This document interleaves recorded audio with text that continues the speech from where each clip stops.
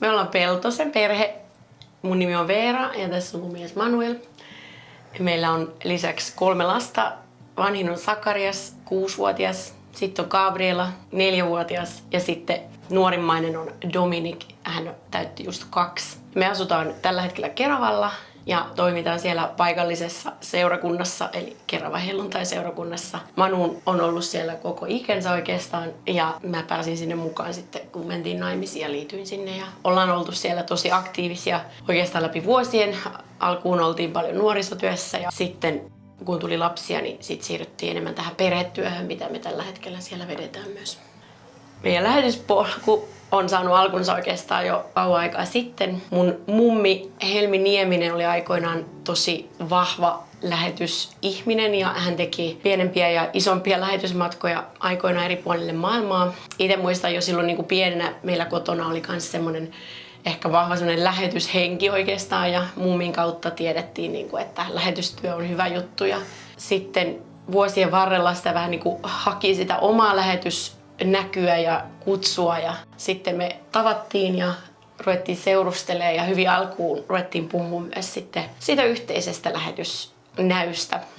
Eli tuosta reilu vuosi sitten alettiin ottaa semmoisia selkeitä askelia sen suuntaan, että se vihdoin alkaisi toteutumaan. Lähdettiin tuonne Keuruulle Tellus-lähetyskurssille, mikä on entinen lähetyslinja. Ja sitten viime kesänä oltiin tuommoisessa lyhytaikaisessa lähetysharjoittelussa.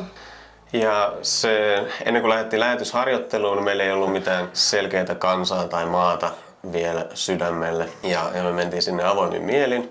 Ja kun tultiin takaisin, niin rukoiltiin ja pyydettiin seurakuntaa myöskin rukoilemaan asian puolesta. Vähän sen jälkeen sitten meille tuli oikeastaan 2 maata, 2 vaihtoehtoa, jotka meille voisi olla sopivia ja sitten alettiin rukoilemaan niiden puolesta. Ja aika nopeasti tuossa tänä syksynä Jumala näytti monin tavoin ja seurakunnan rukousten kautta, että meidän kohdemaa tulee olemaan Japani. Japani voi monelle kuulostaa vähän ehkä yllättävältäkin lähetystyön kohteelta. Sehän on vauras maa ja ihmisillä on hyvä olla ja siellä ei kukaan kuule nälkää, miksi sinne pitää lähteä. Japanissa on maailman toisiksi suurin saavuttamaton kansanryhmä ja siellä on tällä hetkellä noin 1% kristittyjä. Paikallisten pastoreiden keski-ikä on noin 70. Eli siellä ei niin kuin paikallisiakaan tekijöitä ihan hirveästi löydy. Tämän seurakunnan pastori, jonka kanssa me mennään tekemään sitä yhteistyötä, niin hän on nimenomaan pyytänyt, että saataisiin läheteiltä tukea tähän työhön, mitä he siellä tekee. Ja Japanissa me muutetaan Kioton lähelle, vähän pienempään kaupunkiin. Me mennään sinne yhden paikallisen seurakunnan, suomalaisten aikoinaan perustavan seurakunnan yhteyteen.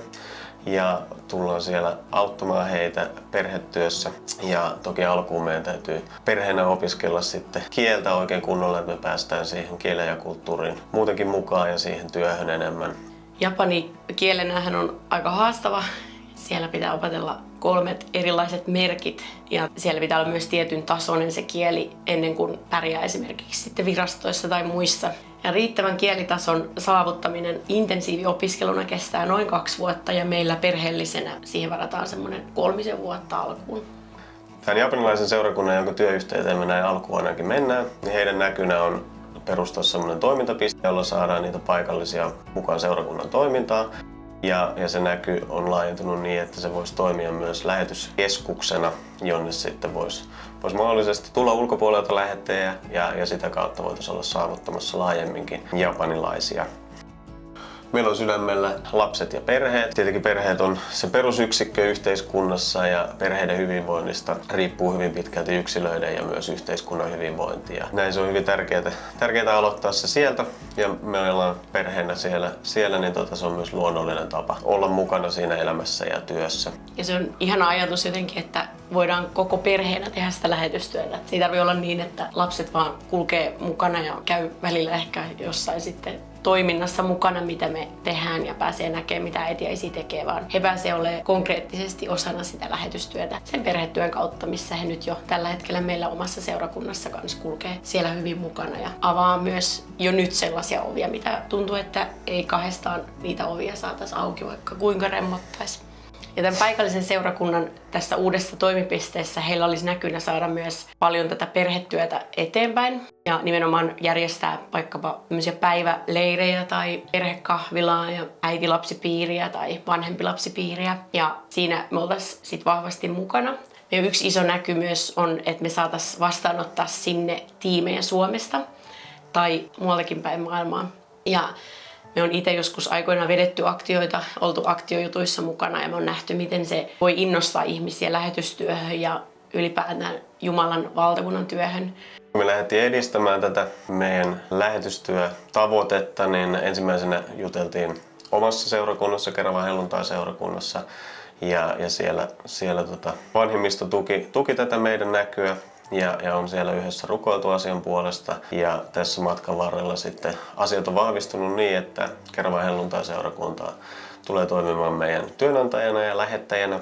Mutta meidän seurakunta yksin ei taloudellisesti voi meitä lähettää, joten me tarvitaan myös muita seurakuntia. Ja lisäksi me pyydetään ja tarvitaan myös paljon rukoustukea tähän prosessiin ja oloaikaan ja elämään siellä.